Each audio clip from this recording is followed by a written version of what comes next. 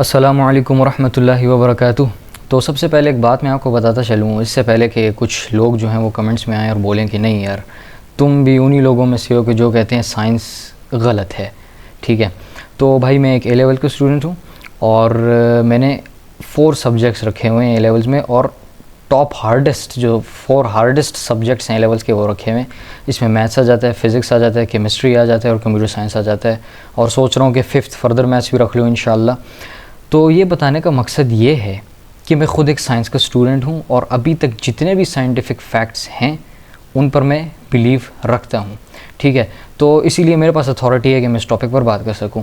अभी जो हमारी बहन हैं उज़मा रूमी साहिबा, तो उन्होंने अपनी वीडियो में जो उन्होंने डॉक्टर ज़ाकिर नाइक के ऊपर बनाई एक क्लिप यूज़ किया, लेकिन वो क्लिप उस तरह से मतलब कंप्लीट बात पोर्ट्रे नहीं कर रहा था। आपने कई उलमा की ज़बानी ये बात सुनी होगी कि साइंस के नज़रियात तब्दील होते रहते हैं। साइंस आज कुछ कहती है, कल कुछ और कहती है, और इस बात से वो ये साबित करने की कोशिश करते हैं कि इंसानी अक्ल हकायक को दुरुस्त तौर पर समझने की अहलियत नहीं रखती। आप जो बोल रहे अकलियत के हिसाब से, अकलियत जो इंसान समझती है हमेशा सही नहीं होता।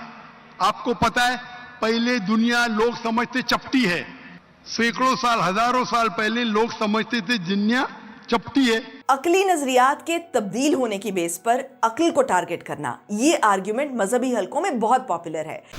अभी मैं यही समझता हूँ कि जो सोशल मीडिया पर इन्फ्लुएंसर्स हमारे हैं या बाकी जो लोग हैं जो इन टॉपिक्स पर बात करते हैं ना, उनको अपनी चीज़ क्लियर रखनी चाहिए कि वो कहना क्या चाह रहे हैं, फुल क्लियर रखना चाहिए। क्योंकि अभी जो उन्होंने 6 मिनट की वीडियो बनाई है और उसमें डॉक्टर ज़ाकिर नाइक का एक ही क्लिप यूज़ की है, और जितनी उन्होंने आगे बात कही है वो वीडियो का लिंक मैं डिस्क्रिप्शन में दे दूँगा, आप देख भी सकते हैं। उधर उससे क्लियर ये लग रहा है कि जब डॉक्टर ज़ाकिर नाइक से कोई साइंस और कुरान के रिलेटेड सवाल पूछा जाता है तो डॉक्टर ज़ाकिर नाइक आगे से कहते हैं कि साइंस तो चेंज हो जाती है, साइंस काफ़ी वॉलेटाइल है, तो इसीलिए वो इसका जवाब इस तरह आगे से देते हैं और ये कहने की कोशिश करते हैं कि कुरान में जो लिखा है वो सच है और साइंस जो कह रही है वो गलत है। तो अभी मैं नहीं कह रहा हूँ कि उज़मा रूमी जो हैं उन्होंने क्रेडिबिलिटी डिक्रीज़ करने की कोशिश की है डॉक्टर ज़ाकिर नाइक की, मुझे नहीं पता है, बट वीडियो से जो पोर्ट्रे हो रहा है वो यही पोर्ट्रे हो रहा है। तो उनको अपनी वीडियोस जो है ना वो इस लिहाज से थोड़ी क्लियर रखनी चाहिए, क्योंकि ऑब्वियसली भी आपके व्यूअर्स हैं वो उधर जब इस तरह की वीडियोस देखेंगे वो फिर उससे क्रेडिबिलिटी डॉक्टर ज़ाकिर नाइक की डाउन होगी, और उन्होंने जो इस्लाम के लिए काम किया सारा वो सारा डाउन होगा, क्योंकि लोग उनको जाके सुनेंगे नहीं। और जहाँ तक साइंस की बात है ना, तो डॉक्टर ज़ाकिर नाइक की पूरी एक सीरीज़ है जिसमें उन्होंने साइंटिफिक फैक्ट्स जो हैं वो कुरान में से निकाल के दिखाए हैं और उन पर डिस्कशन वगैरह की है सारी। तो ऐसा नहीं है कि डॉक्टर ज़ाकिर नाइक कहते हैं कि यार जो साइंटिफिक फैक्ट्स हैं वो गलत हैं, और ये बात उज़मा रूमी ने भी अपनी वीडियो के अंदर आप जब देखेंगे तो उन्होंने मानी हुई है कि यस साइंस इज़ वॉलेटाइल, और हम भी यही मानते हैं कि साइंस वॉलेटाइल है। बिगेस्ट एग्जांपल क्या है, और पूरी साइंस वॉलेटाइल नहीं है, साइंस की कुछ स्पेसिफिक फील्ड्स वॉलेटाइल हैं, जैसे कि कॉस्मोलॉजी वॉलेटाइल है। अगर हम बाकी चीज़ों की बात करते हैं लाइक जैसे हम कहते हैं कि जो अंडरग्राउंड वाटर है उसका मेन सोर्स क्या है, जैसे कुरान में भी लिखा हुआ है और ये साइंटिफिक फैक्ट भी है अभी भी कि रेन वाटर जो है ना वो अंडरग्राउंड वाटर का मेन सोर्स है। Yes it is a scientific fact, और ये इसके चांसेस लाइक ना 0.00 समथिंग % है कि ये फ्यूचर में ये हमारे पास जो फैक्ट है ना ये चेंज हो जाए, बहुत कम है। But if you talk about cosmology, ये एक ऐसी फील्ड है साइंस की जो कि काफ़ी ज़्यादा वॉलेटाइल है। इसमें एग्जांपल मैं दे देता हूँ, जैसे न्यूटन की जो हमारे पास ग्रेविटेशनल लॉ सारी थी उसकी थ्योरीज थी, तकरीबन सेंचुरी तक वो प्रेवेलेंट रही है। उसके बाद फिर आइंस्टाइन की थ्योरी ऑफ जनरल रिलेटिविटी आ गई, उसने न्यूटन की थ्योरीज़ को रिप्लेस किया। ठीक है, और अभी हमारे पास कौन सी चल रही है, क्वांटम मैकेनिक्स आ गई है जिसमें हमारे पास क्वांटम ग्रेविटी की थ्योरीज़ आ रही हैं।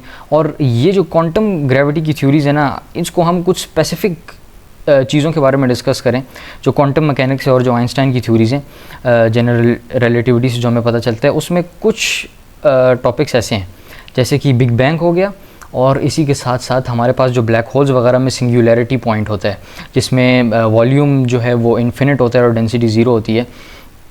तो यह मेरे ख्याल से ऑपोजिट था, दोनों एक ही है मतलब है।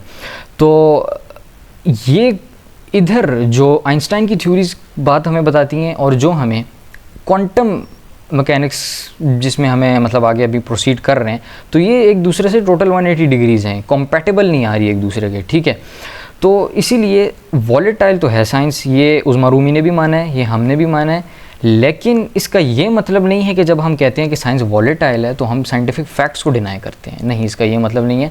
तो इसीलिए बस मेरी एक यही पूरा टोटल आर्ग्यूमेंट है इस वीडियो का कि उज़्मा रूमी को अपनी जो वीडियोस में बात वो करती हैं ना, उनको थोड़ा मज़ीद क्लियर करना चाहिए, ताकि जो दूसरा बंदा है ना उसकी टोटल क्रेडिबिलिटी है वो डाउन ना हो। बिकॉज डॉक्टर जाकिर नाइक जो है ना, वो बाकी जो हमारे पाकिस्तान में, असम कॉन्टिनेंट में उलमा कह लो या मौलवी कह लो वो पाए जाते हैं, उनकी तरह नहीं है कि जो अभी भी कहते हैं कि अर्थ इज़ फ्लैट। ठीक है, वो डॉक्टर हैं और वो साइंस को मानते हैं जैसा हम भी मानते हैं। और इंशाल्लाह हम भी एक सीरीज़ स्टार्ट करेंगे, एथियस्ट को डिबंक करेंगे, और हारिस सुल्तान की बुक है द कर्स ऑफ गॉड के नाम से, तो उसको डिबंक करेंगे इंशाल्लाह। बड़ी ही मतलब एजम्पशंस और अजीब आर्ग्यूमेंट्स उन्होंने उधर उस बुक में प्रपोज़ किए हैं, बट इंशाल्लाह हम उसे डिबंक करेंगे। तो चैनल को सब्सक्राइब कर दीजिएगा ताकि आप भी मज़ा लें थोड़ा जब डिबंक होगी वो बुक। अल्लाह हाफिज़।